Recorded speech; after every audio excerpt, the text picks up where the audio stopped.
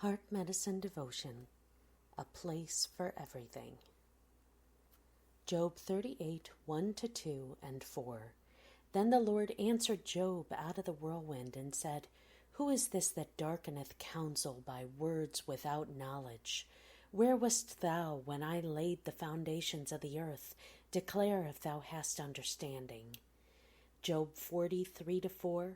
Then Job answered the Lord and said, Behold, I am vile. What shall I answer thee?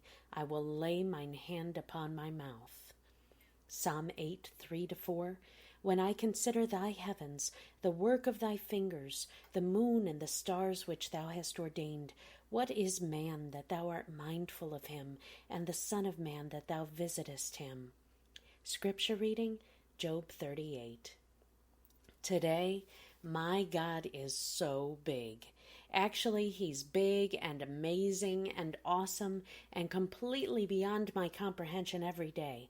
But today, I am keenly aware of who he is, and if there's a place for everything, then I am happy to report that I have been put in mine. You see, I just returned from a few days in Niagara Falls, Canada. Growing up in the Buffalo area, I've been there many times. My dad even worked as a U.S. Customs inspector at the Peace Bridge, his summer job during his early teaching years, so we did plenty of day trips to Niagara Falls. But this time was different. My husband wisely insisted that we get as close to the water as possible. There are plenty of man-made attractions in a hyper-developed tourist area like the falls. Modern man is still forever trying to outbuild God's creation and rebuild the Tower of Babel.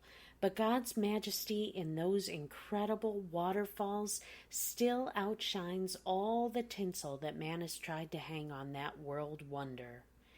It made me feel small.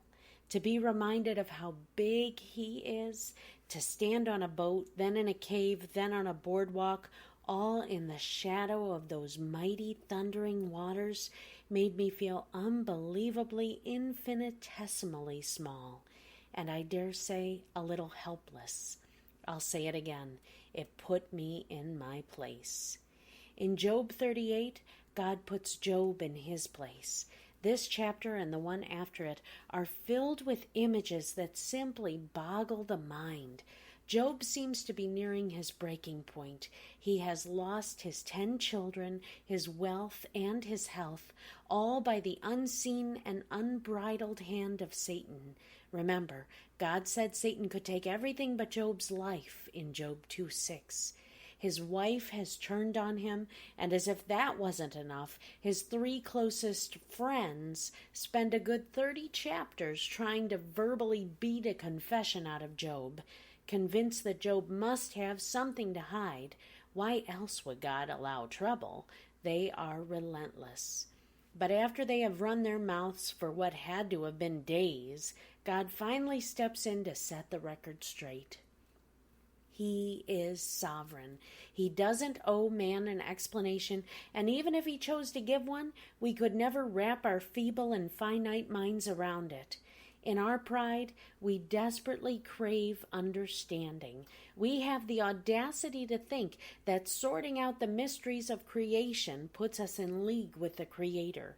We think that making money, maintaining our own little checklists, and building our own little kingdoms and our own little power puts us in league with the King of Kings.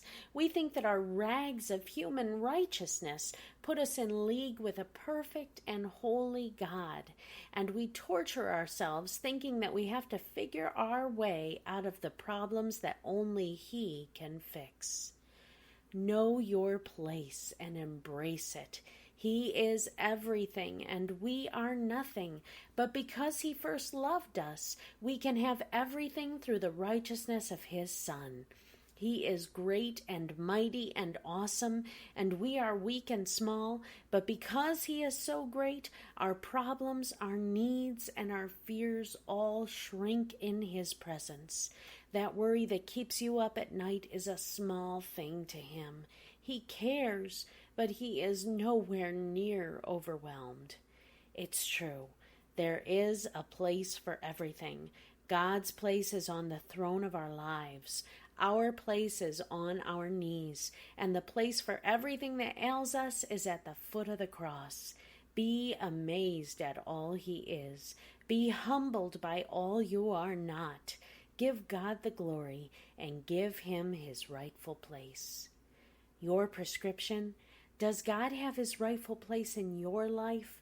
Let creation remind you of his awesomeness and put you in your place. Stop controlling, stop questioning, and start humbling yourself before the great and mighty God who loves you. God bless you.